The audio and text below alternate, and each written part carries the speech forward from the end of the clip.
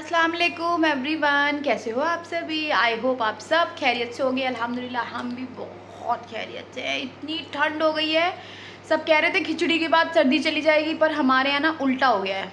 इतनी ज़्यादा ठंड हो गई है 2 दिन से। कल तो मैंने सर्दी की वजह से जान को स्कूल ही नहीं भेजा था, लेकिन आज वो जा ही नहीं रहा था। इतना ड्रामा कर रहा था, रोए जा रहा था कि नहीं जाऊँगा तो नहीं जाऊँगा। ये भाई साहब रेडी हो गए थे सुबह ही सुबह कि मैं भाई को छोड़ने जाऊँगा। क्या खा रहे हैं शिफाना, क्या खा रहे हो। पर नहीं। पापा नहीं खिलाओ, बस हो गया। क्या खा रहे थे आप। अम्मी जाओ चाहिए पकड़ो। क्या पकड़ू। अम्मी। हाँ अम्मी जाओ। अम्मी ना पानी पकड़ो। पानी पकड़ू। ओ माय गॉड, इनको पानी चाहिए।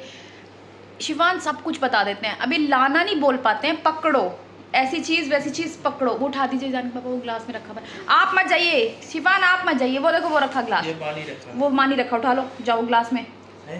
पता नहीं होगा, हाँ है। और ये हमारे शौहर जी, ये भी अभी कहीं कहीं नहीं जा रहे। कहीं जा रहे हो। कहाँ जाएं इसी ठंड में, बताइए क्या करें। एक तो 4-5 दिन से मौसम अच्छा था, लेकिन कल से एकदम फिर मौसम ने करवट बदली है, ठंड वापस आ गई है। तो क्या करें। बहुत से लोग कमेंट करेंगे, कहेंगे आप अपने हस्बैंड को बोलने नहीं देती हो। और ये जब बोलते हैं ना तो ऐसा लगता है जैसे नहीं स्क्रिप्ट लिख के कोई इनसे बुलवा रहा है। अब भाई आपके तरीके से तो नहीं बोल पाएंगे, है ना। ऐसा लगता है मुझे, इनकी बोली सुन के ऐसा लगता है जैसे नहीं किसी ने स्क्रिप्ट दे दी है इनको कि आपको ऐसे ऐसे बोलना है। ये बोल नहीं पाते, मतलब काफ़ी ये ना कैमरा वैसे कॉन्शियस टाइप है, नहीं बोल पाते हैं। अच्छा, मेरे को ना एक आज बड़ी ज़रूरी बात बतानी थी।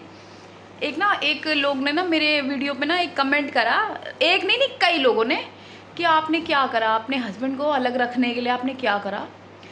तो मैं उनको बता दूं, मैंने बहुत सारे तावीज़ गंडे सब कुछ जो जो हो सकता था सारे पैतरे अपनाए हैं।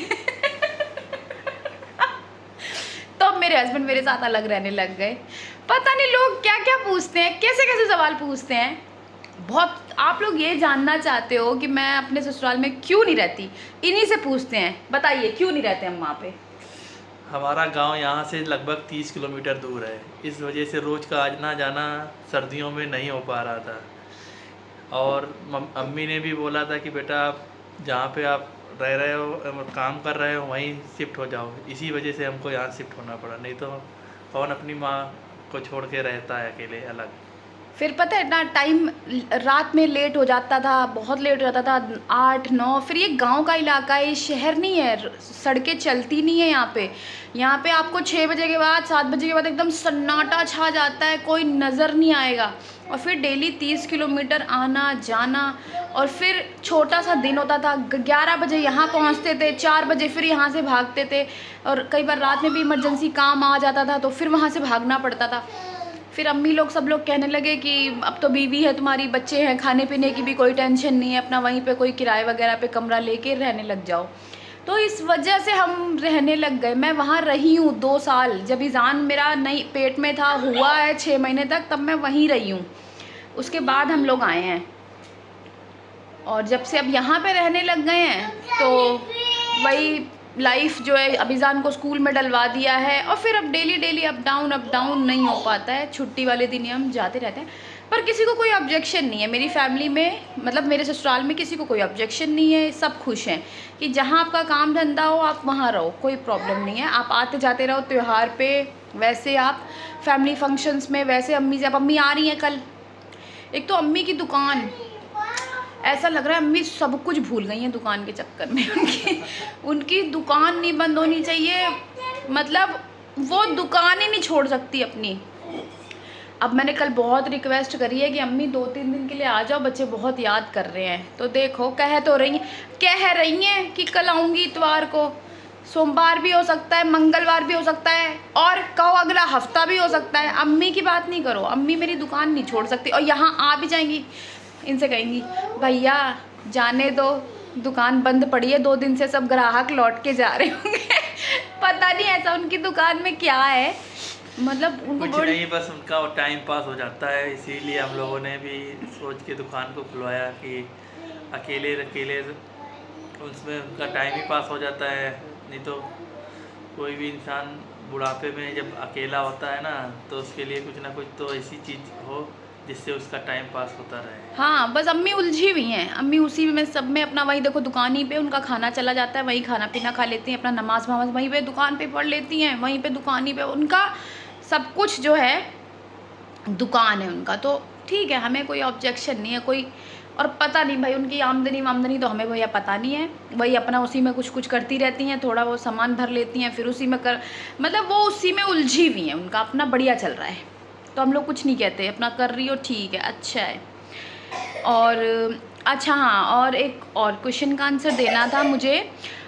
वो जो बहुत से लोग पूछ रहे थे, वो जो फ्रॉक मैंने बनाई थी, क्या कहते हैं, गिव अवे वाली, तो बहुत सारे इतने प्यारे प्यारे कमेंट आए, क्या ही मैं बताऊं। सही बात, आप लोगों के कमेंट देख के तो ना भाई साहब मेरा तो दिल ऐसा खुश हो जाता है, मुझे नहीं मतलब यकीन ही नहीं आता यार, इतने लोग मुझे प्यार करते हैं सच में यार। इतना क्या ही मैं बोलूँ, इतना शुक्रिया आप सभी का कि आप सब मुझे इतना प्यार करते हो। पर उस पर ना कुछ कमेंट्स ऐसे भी आए कि आप अपने मतलब फॉलोअर्स के लिए आपको मतलब ये क्या कहते हैं, ये सस्ती सी एक फ़्रॉक आप दे रहे हो, मतलब हर टाइप के क्वेश्चंस आए। तो मैंने पता है क्या करा, मैं सिलेक्ट नहीं कर पाई, मैं इस बार फिर से फ़ेल हो गई सिलेक्ट करने में। तो मुझे सबसे बेस्ट ये लगा कि ना अपने आसपास कोई ज़रूरतमंद है तो वो फ़्रॉक उसी को दे दी जाए। तो मैंने ना ऐसे ही एक हमारे मतलब आसपास, अब मैं नाम नहीं लेना चाहती, उन्होंने मना भी करा था प्लीज़ किसी से कहना मत।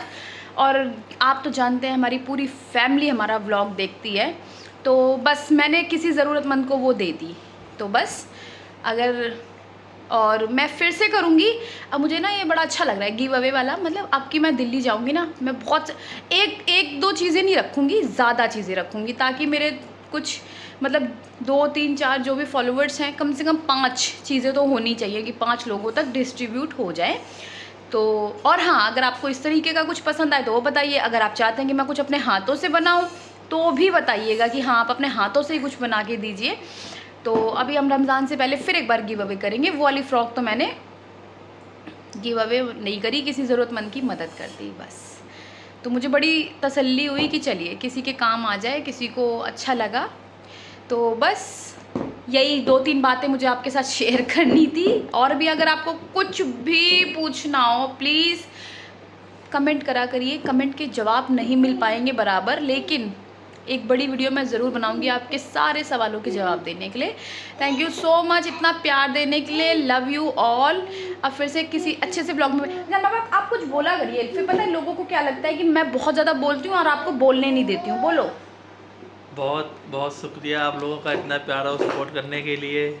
ऐसे ही प्यार बनाए रखिए हम लोगों पे और ऐसे ही सपोर्ट करते रहिए। बस दिल से बहुत बहुत शुक्रिया। ठीक है, अल्लाह हाफिज़।